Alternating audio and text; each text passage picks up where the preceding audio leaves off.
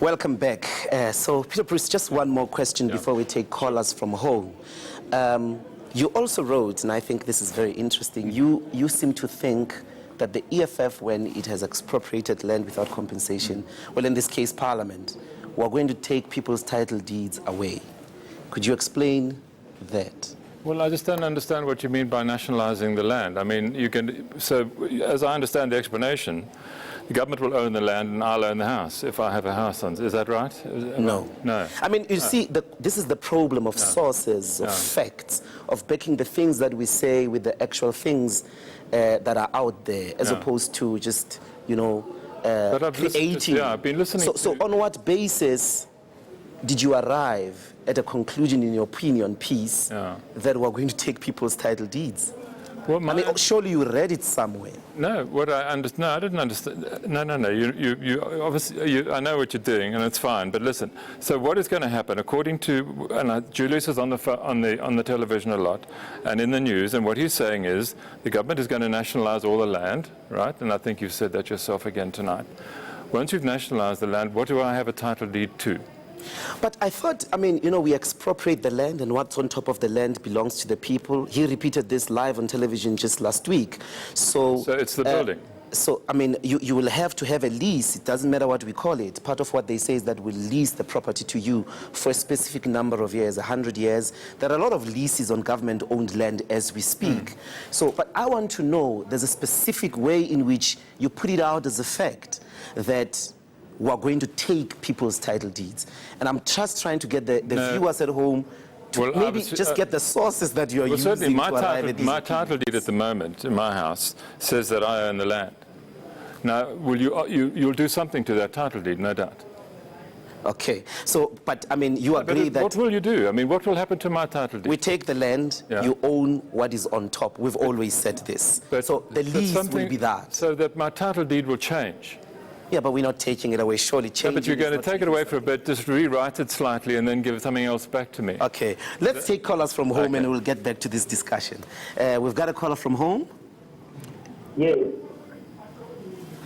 Patko Lepepe from Tembisa. Yes. This is Patko speaking. Thank you, my doctor, with the fighter from the heart. Hello? Hello? We are trying to get the volume up from Patko Lepepe in Tembisa. I'm a bit lost. Lepepe, please switch off your TV so that we are able to get your question through tonight. You can't have it both. Hello? Yes, now we can hear you. Go on, brother. Okay, thank you, my doctor, with the fighter from the heart. We mustn't allow people to distract us from our mission of nationalizing and expropriating land without compensation. However, I would like to have one question. Let's say there's a strong possibility that the EFF one day will be ruling this country. And then what we see today, we see a lot of lawlessness when we come into this question of land. So I would like to know how EFF is going to tackle the question of lawlessness, the question of crime, and then because when we check our police, you know, they're not empowered to deal with crime. Our government of the ANC is not having that political will to tackle the crime. So I would like to know from you, sir, how are you going to tackle the issue of crime? And how are you going to motivate our police force who now they don't have that will of fighting crime? Thank you very much. That's a brilliant question. And Peter will agree that we are one of the worst crime-ridden countries in the world. That's very bad. I mean, although the question has to do with us, there is a big relationship between crime in South Africa and inequalities. And poverty. In fact, and poverty, but a humiliating kind of poverty, I would say, of living in front of, you know, first world-class wealth, where people who are white mostly live comfortably, they drive in comfortable neighborhoods, in comfortable cars, and you go to the townships and to the black areas and you have to live in front of that wealth. It's very humiliating. And I think it has to do somehow with the ways in which then that crime becomes violent. So it has to go into the tackling of these inequalities. Absolutely. It's part of the crisis. Would you agree with me, Peter Bruce, that there's been a big misinterpretation that the crime that we see, for instance, in the farmlands, in the farm areas, has been tackled or has been presented as some form of a genocide? I've said before, and I'm already in trouble with AfriForum for this, but it's completely nonsense that it's genocide. It's opportunistic crime. A lot of these farms are isolated. A lot of the victims are quite old. They're not young, strong people.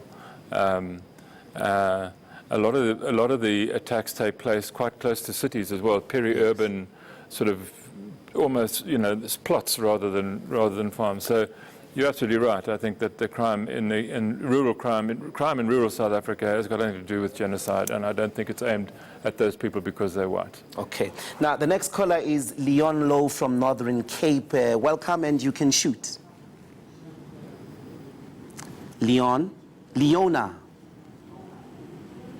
Good evening, Dr. Mbuyiseni Ndlozi. Good evening, Leona. You can shoot. You are live on eNCA. Thank you very much. Dr. Ndlozi, I'm calling from a very rural place.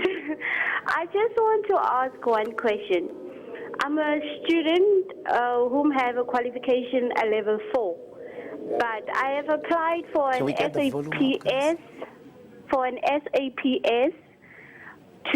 for a training, but I never get into that training. It's like the level 4 course. It is equivalent to matric, as it was said, but at the SAPS they are saying it is not a matric. I just want to know, the level 4, is it equivalent to matric? Okay, I wish I could help you. I didn't get most of it, but I'm going to really request. There is a kind of a qualification that is sold to students as a matric equivalent, and I think it's done maybe after school age, and people do this, and they always end up. And this is not the first time I've heard this kind of a call.